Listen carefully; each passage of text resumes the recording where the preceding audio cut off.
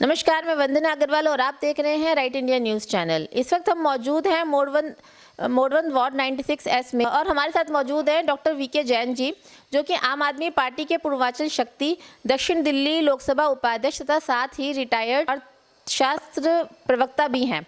तो आज हम इनसे बात करेंगे उस मुद्दे पर जिसका इंतज़ार पिछले 1 साल से किसान कर रहे थे।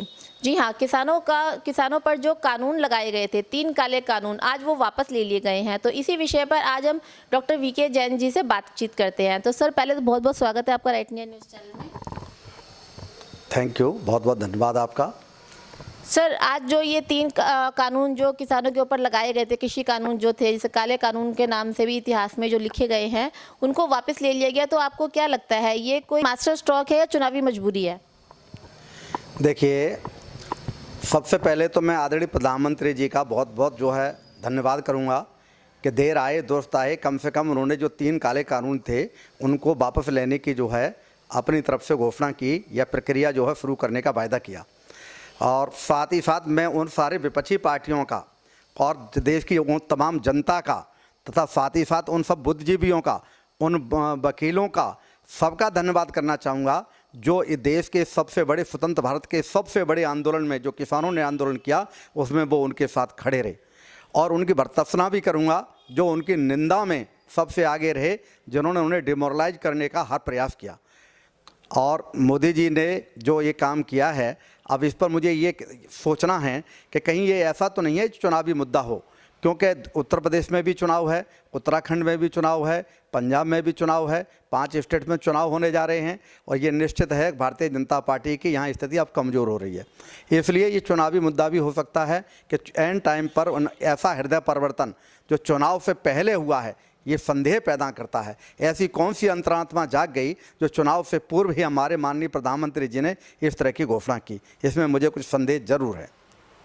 जी सर, जैसे कहा जाता है कि जब कृषि कानून ये लगे थे तो महंगाई एकदम चरम सीमा पे तब से पहुंचना शुरू कर दिया है। अब जैसे कृषि कानून वापस ले लिए गए हैं तो क्या लगता है आपको, महंगाई पे कुछ फ़र्क पड़ेगा, कुछ सस्ता होगा? देखिए, बहुत ज़्यादा अंतर आने की संभावना नहीं है, लेकिन थोड़ा बहुत फ़र्क तो इसलिए पड़ेगा कि जो किसान हैं जब उसके दिमाग से जो तनाव ख़त्म होगा तो वो उत्पादन को बढ़ाएगा, अपने रोज़मर्रा के कार्यों में लगेगा। अब जो किसान जो है दोनों तरफ से जिसको वो अपनी समस्याओं के लिए लड़ाई भी लड़नी पड़ रही थी और खेती को भी देख रहा था, तो वो केवल कृषि पर अपना फोकस करेगा, उत्पादन बढ़ेगा, तो मामूली सा फर्क जरूर पड़ेगा।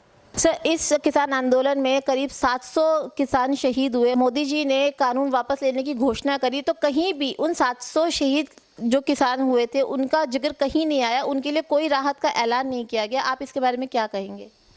देखिए, अभी कानून वापस नहीं हुए हैं। सच्चाई ये है, कानून वापसी की प्रक्रिया जिस प्रकार से ये संसद द्वारा कानून बनाए गए थे ठीक उसी तरह से कानूनों को वापस करना होगा। और कानून वापसी की प्रक्रिया से पहले इनको उनके बारे में भी सोचना होगा जो 700 से लेकर के 800 के बीच में जो भी किसान लोगों के परिवार में जो इतना कोहराम मचा हुआ है कि उनके परिवार में जो किसान लोग शहीद हुए हैं, क्या उनके लिए सरकार क्या सोचती है, ये अभी भविष्य का विषय है। निश्चित तौर से उनके लिए सोचा जाना चाहिए। ये जो है किसानों की जो शहादत है वो बेकार नहीं गई है, लेकिन जो दुनिया को छोड़ चुके हैं उनके परिवार किस प्रकार से चलेंगे और उनके बच्चे किस प्रकार से आगे अपने जीवन का यापन करेंगे, इसके लिए सरकार को मैं प्रार्थना करूंगा सरकार से कि वो इसके बारे में ज़रूर सोचे। जी सर, आप भी एक नेता हैं, आप इस कृषि कानून की वापसी को किस नज़र से देखते हैं? देखिए, कृषि कानून जो है निश्चित तौर से स्वतंत्र भारत की जनता की बहुत बड़ी जीत है। ये किसानों के पीछे जनता का बहुत बड़ा समर्थन था।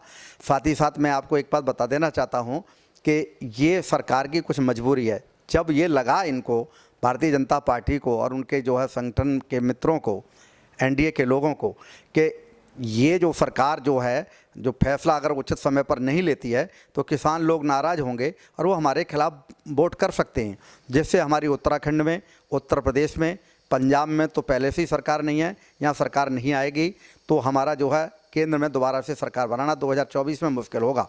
ये इस तरह की प्लानिंग है इनकी, नहीं तो ये अचानक जो हृदय परिवर्तन हुआ है, अचानक जो अंतरात्मा जागी है, ये मेरी समझ से बाहर है।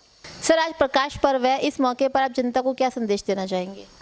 मैं सभी को यही संदेश देना चाहता हूँ कि गुरु कृपा से सभी लोग जो खुश रहें, स्वस्थ रहें, सारे देश के लोग यूनाइटेड रहें, और बाहरी शक्तियों के लिए भी और आंतरिक तौर से अगर कोई देश की जनता के खिलाफ कानून पास करे या देश की जनता को कोई दबाने का कार्य करे, तो कम से कम जो सभी लोगों का एक ही उद्देश्य होना चाहिए कि कोई गलत काम जो है देश के अंदर नहीं होना चाहिए। सभी लोगों की खुशी के लिए, सभी लोगों के सुख के लिए और देश को आगे बढ़ाने के लिए अगर कोई कानून आता है तो उसका स्वागत करना चाहिए, लेकिन अगर किसी की बर्बादी के लिए अगर कोई कानून आता है तो उसका विरोध किया जाना चाहिए, जैसा अतीत में हुआ है। सर, कृषि कानून वापस जो लिया जा रहा है तो जो मंडी के भाव है जो ऊपर नीचे चढ़ रहे उतर रहे हैं, तो इस पे भी क्या कोई फ़र्क पड़ेगा? देखिए, सबसे पहले तो ये है कि सरकार को मिनिमम सपोर्ट प्राइस जो है MSP है उस पर एक जो है गारंटी कानून बनाना होगा।